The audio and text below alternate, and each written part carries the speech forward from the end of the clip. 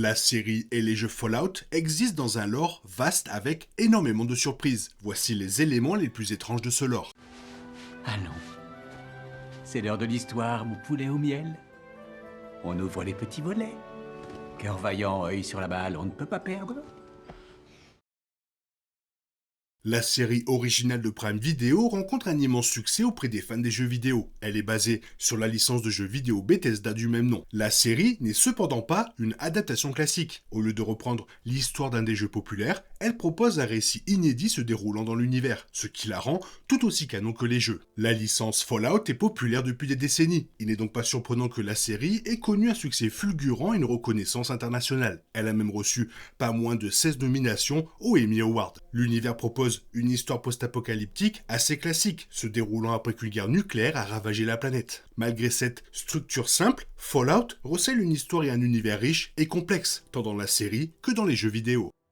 Le nom Fallout fait référence aux retombées nucléaires qui ont complètement transformé le monde dans ce paysage inhospitalier et hostile que nous connaissons et apprécions tous. De nombreuses choses étranges sont nées de cette catastrophe nucléaire, dont beaucoup ont déjà été aperçus par les fans dans la série. Les ghouls sont des humains irradiés qui peuvent vivre des centaines d'années, mais risquent de devenir sauvages avec le temps. Des monstres géants, comme le gobber et des cafards de la taille de chiens, errent à la surface. En réalité, on ne fait qu'effleurer la surface des phénomènes étranges qui peuvent se produire. La série a abordé certains des éléments les plus emblématiques des jeux, mais son potentiel est immense. Par exemple, l'existence de fantômes et de magie a été suggérée, voire confirmée dans plusieurs jeux, sans oublier les extraterrestres, des griffes morts intelligents, et même les dieux Lovecraftiens. En gros, tout est possible dans l'univers. Si l'histoire parvient à intégrer une idée farfelue de manière cohérente, elle a carte blanche. La licence aime aussi s'appuyer sur le principe qu'une idée suffisamment vague ou ambiguë peut être sous-entendue sans pour autant constituer un élément central de l'intrigue.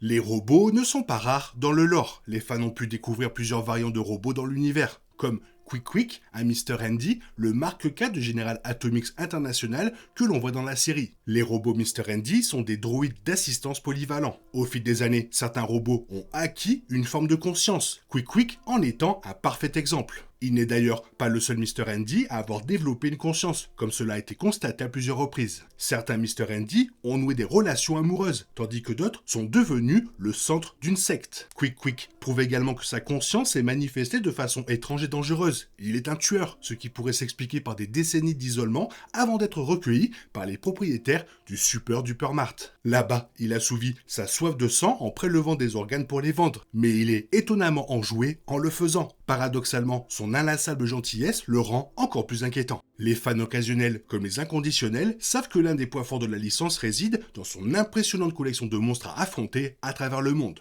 Comme mentionné précédemment, la série inclut le gobber, d'énormes cafards mutants et des ghouls. Les jeux vidéo sont surtout connus pour les griffes morts, absents de la série, pour le moment. Une multitude de monstres peuplent la surface, offrant aux joueurs la possibilité de les combattre ou de les contourner discrètement. Toutefois, Fallout ne se limite pas aux créatures mutantes inspirées d'animaux réels ou aux monstres emblématiques. Les jeux vidéo proposent également de nombreuses créatures mythologiques issues du folklore et des légendes urbaines. Fallout 76 inclut l'homme phalène, une créature que l'on rencontre dès les premières heures du jeu. Parmi les autres cryptides connus figurent le Wendigo, créature du folklore amérindien, le monstre du Loch Ness, le diable de Jersey, les métamorphes, des créatures de la mythologie Navarro, comme le Yéti et le Bigfoot. La liste est longue et de nombreux monstres issus des mythes et légendes sont intégrés au jeu. Beaucoup possèdent une histoire unique expliquant leur existence, mais d'autres n'en ont aucune, ce qui rend leur apparition d'autant plus mystérieuse.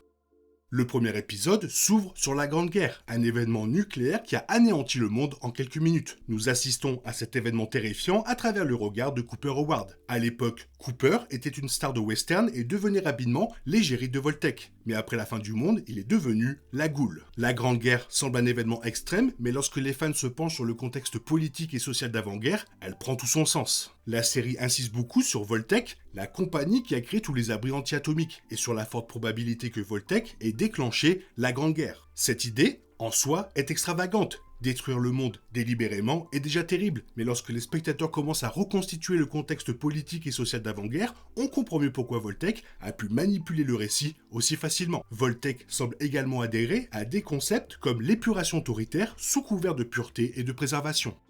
Dans les jeux, les joueurs peuvent trouver d'étranges notes, souvent incongrues, décrivant une société déconnectée de la réalité. De nombreux fans ont décrit l'Amérique d'avant-guerre comme en pilotage automatique, car les dirigeants sont tout simplement indifférents. Par exemple, les joueurs peuvent trouver une série de notes discutant de design de logo, tandis qu'en arrière-plan, la clinique pour le logo en question est en train de s'effondrer. Dans l'univers, la publicité, les symboles et la propagande d'avant-guerre restent d'une importance capitale. Les publicités pour des produits comme le Nuka-Cola et le Voltboy de Voltec ont traversé les époques et sont, de ce fait, devenues encore plus importantes qu'avant-guerre. Les capsules de Nuka-Cola servent de monnaie. Prime Video explique même en détail comment le Voltboy, la mascotte de Voltec, a été inspiré de Cooper Howard. Cela paraît tout à fait logique. Pour les habitants d'un monde post-apocalyptique, Nuka-Cola et Voltboy sont les seuls vestiges de la civilisation d'avant la Grande Guerre. Symbole d'une culture disparue, ils revêtent une importance capitale pour les survivants. L'influence de ces mascottes d'avant-guerre est telle que des groupes entiers en sont venus à les vénérer. La série de Prime Video se concentre principalement sur Cooper Howard dans le rôle de la goule. Ce chasseur de primes travaille et voyage la plupart du temps seul, ce qui ne permet pas aux spectateurs d'explorer en profondeur la sous-culture des ghouls. Pourtant, et c'est surprenant, les ghouls ont tendance à former des communautés très soudées. Certaines prennent des allures de secte, mais dans ce monde post-apocalyptique, la frontière entre communauté et codépendance malsaine est ténue. Tout au long des jeux, on rencontre différents types de communautés de ghouls. Les joueurs croisent des trafiquants du marché noir vendant de la technologie d'avant-guerre. Ils rencontrent également des cultes de ghouls vénérant les êtres lumineux, ou même des ghouls sauvages. Étrangement, les ghouls n'oublient jamais une rancune, et leur société semble presque bâtie sur l'entraide pour préserver leur vendetta.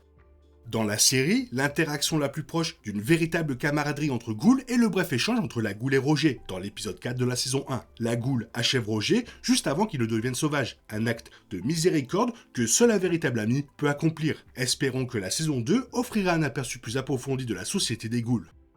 Officiellement, les abris Voltec ont été conçus pour protéger les populations d'une guerre nucléaire ou d'autres menaces mortelles. Sachant que Voltec a contribué au déclenchement de la Grande Guerre, il n'est pas surprenant qu'ils aient d'abord veillé à disposer d'un réseau d'abris opérationnels afin d'offrir un refuge sûr aux survivants. Cependant, ce n'est pas la seule raison de leur création. Au fil de la première saison, plusieurs éléments de l'intrigue lèvent le voile sur Voltec. L'abri 32 est jonché de cadavres, avec l'inscription « Mort à la direction » écrit en lettres de sang sur un mur. Lucy visite également l'abri 4 et découvre qu'il abrite des expériences génétiques inhumaines, notamment des programmes de reproduction et la création du gober. De nombreux abris dangereux fonctionnent de manière similaire à l'abri 4, une apparence amicale masque des expériences menées sur leurs habitants. L'objectif final étant de façonner la société parfaite en attribuant à chaque abri des conditions de vie expérimentales différentes. On espérait ainsi transformer l'avenir du monde, mais en réalité, cela n'a fait qu'engendrer d'innombrables souffrances pour les habitants des abris et aggraver les problèmes dans les terres désolées. Les ghouls sont des humains irradiés qui ont lentement muté en créatures humanoïdes à l'apparence agonisante. Ce ne sont pas encore des zombies, mais leur transformation est indéniablement imminente. Les ghouls sont bel et bien vivantes et peuvent vivre des décennies, voire des siècles, comme le prouve la goule de la série. Toutefois, les ghouls sont constamment menacés de devenir folles. Lorsqu'une goule devient sauvage, elle perd tout son sens de son humanité. Elle ne se souvient plus de qui elle est et est guidée par des instincts primaires qui provoquent des accès de violence. Les ghouls sauvages sont toujours vivantes, mais elles ressemblent davantage à des zombies que n'importe quelle autre créature de l'univers. Pour éviter de devenir sauvages, les ghouls doivent consommer un médicament jaune spécial, généralement conservé dans des petites fioles. Dans la saison 1, l'une des intrigues secondaires raconte comment la goule perd ses fioles et se lance dans une quête pour s'en procurer d'autres. Curieusement, ce produit chimique mystérieux n'a pas de nom et n'était présent dans aucun des jeux précédents. On ignore presque tout de ce médicament et de sa nature. D'ailleurs, la plus grande question est de savoir d'où viennent les fioles. La série n'a fait qu'effleurer une toute petite partie du lore, une aiguille dans une botte de foin, et vivement qu'elle nous propose encore plus de choses dans cet univers. Toi, qu'est-ce que tu en penses? Qu'est-ce que tu aimerais voir? Fais-le moi savoir dans la zone commentaire, sinon comme d'habitude, bisous bisous bye bye. Il est impossible de compter sur les autres de nos jours, on est obligé de tout faire soi-même. Je me trompe? Rien de grave, j'avais tout prévu. Où va le monde, je vous le demande.